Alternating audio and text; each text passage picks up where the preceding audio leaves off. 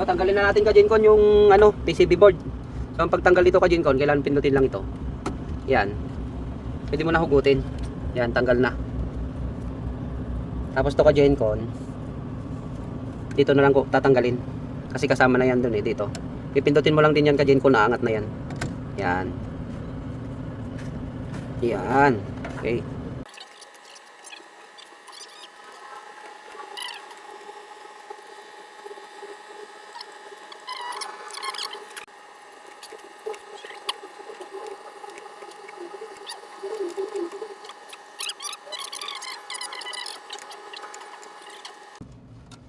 Ay. Ayan ka-Gencon, tanggal na yung luma. Napakasimple lang tanggalin. Wala siyang screw. Taliri lang, pwede na. Oh, ayan ka-Gencon, no. Yan yung sunog nung ano luma. 'Di ba?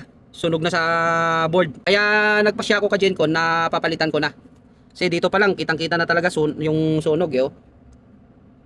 Oh. Itong apat na resistor na ito. Tignan mo sa kalikod ka-Gencon, oh, sunog na. 'Di ba? Sira na yan ka-Gencon.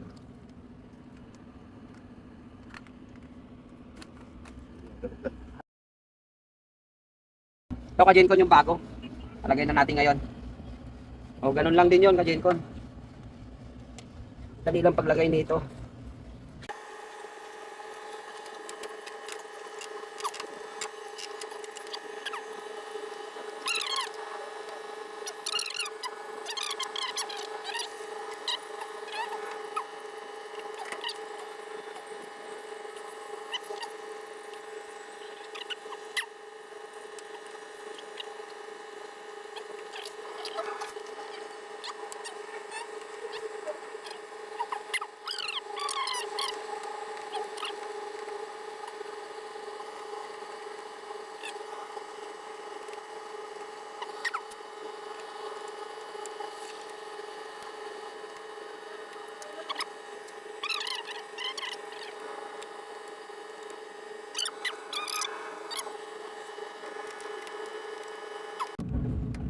Okay.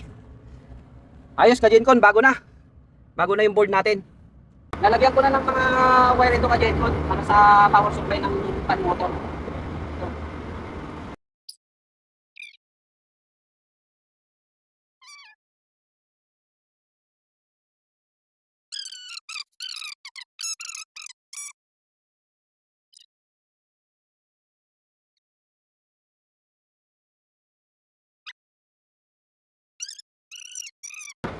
I-chain na itong nilagay ko na wire ka-Gencon para mas matibay. And ka-Gencon, itutuloy lang namin yung ginawa namin dahil inabot kasi kami ng gabi na kahapon, kaya hininto muna namin. Ito na lang yung naiwan na gagawin namin ngayon ka-Gencon. I-tap na lang namin tong mga power supply ng contactor kasi nasunog tong mga wire na ito ka-Gencon eh. Kaya pinalitan namin. Yung original pa lang setup nito ka-Gencon, itong lahat ng contactor na ito, dito kumuha ng power supply sa line side ng dalawang contactor na ito para sa lahat. So ang ginawa ko ngayon ka-Gencon, tatlo na ang kinuhanan ko ng power supply para sa 12 piraso na magnetic contactor. So itong apat na ito ka-Gencon, itong apat na ito, dito ko na kinuha sa line side dito sa contactor na isa. Tapos itong apat naman na ito ka-Gencon, ito apat, ito, dito ko naman kinuha sa pangalawang contactor.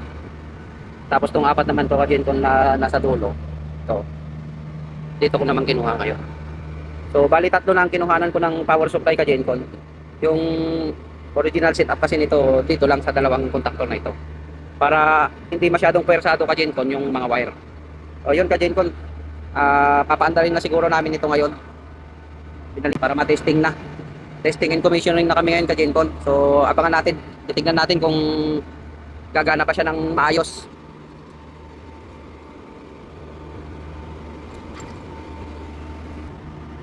Napalitan na rin namin ka-Gencon ng bagong PCB board to. Bago na yan. Tapos yung fuse doon, napalitan na rin namin ka-Gencon. Yung fuse, tapos sa fan motor, napalitan na rin. Magnetic contactor ng compressor at magnetic contactor ng mga fan motor. Ayun. So sana ito gagana ka-Gencon.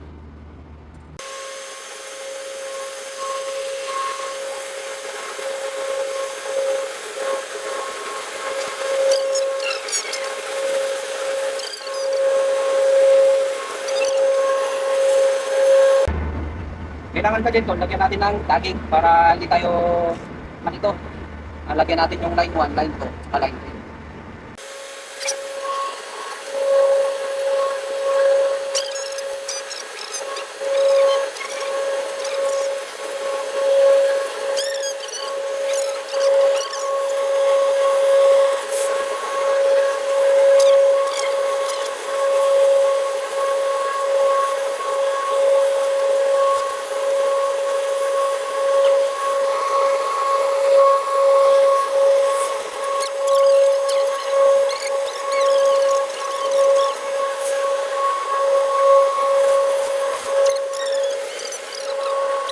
Okay na dito ka Gencon sa magnetic contactor. Napalitan na namin ng bago. Nakapag-rewiring na kami. Naka-tap na rin siya. Ayun ka Gencon. Tapos bago na rin yung PCB board. Yan ka Gencon, bago na yan. Tapos yung isang can motor bago na rin. Okay na yung rewiring nito ka Gencon. Para bago natin i-power up, kailangan muna natin i-tester para sigurado tayo na hindi nagkabaliktad yung wire. So, tester muna natin dyan Gencon.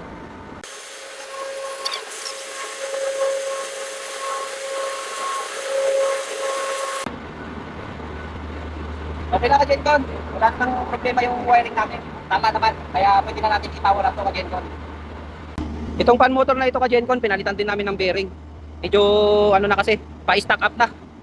Kung mapapansin mo kasi ka Gencon, nung una kasi, pag ikutin mo ng ganito, mabilis siyang huminto. Di katulad nito ngayon na, ayan, bagong palit ng bearing din yan ka Gencon.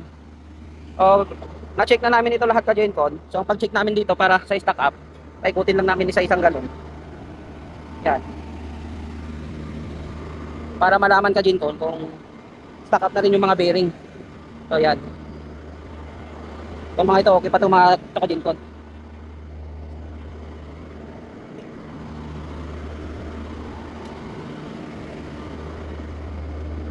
Yan. So, okay na lahat ng fan motor dito ka Gencon. Napalitan na namin to ng bearing. Tapos tong isa, bago na yung fan motor. Gencon, tutukan na namin yung breaker ng channel. Dito na lang kayo. Tara na. Okay Gencon, yung channel to. Yan yung nire-repair namin sa taas. I-on na namin yung breaker.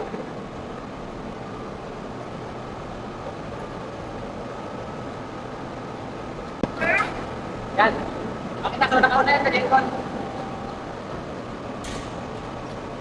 Okay. Ito na natin doon sa taas.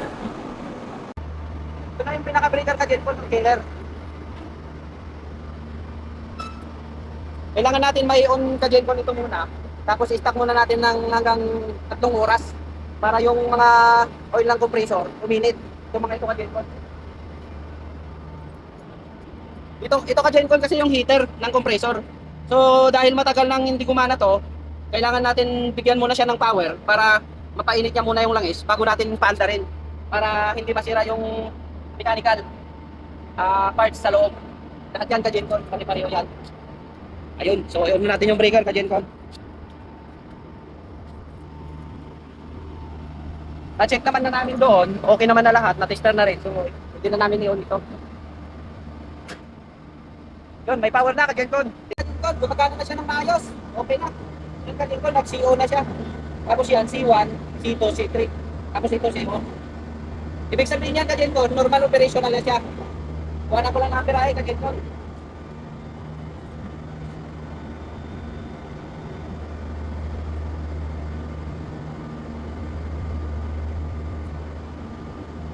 $101 amps, Gencon.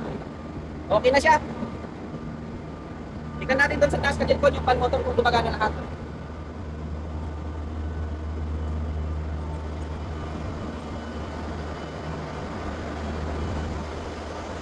Yan, Gencon. Yung gumagana na lahat. Yung pinalitan namin ng fan motor, saka itong isa ka Gencon, pinalitan namin ng bearing. Ano to? So, normal operational na siya lahat ka Gencon.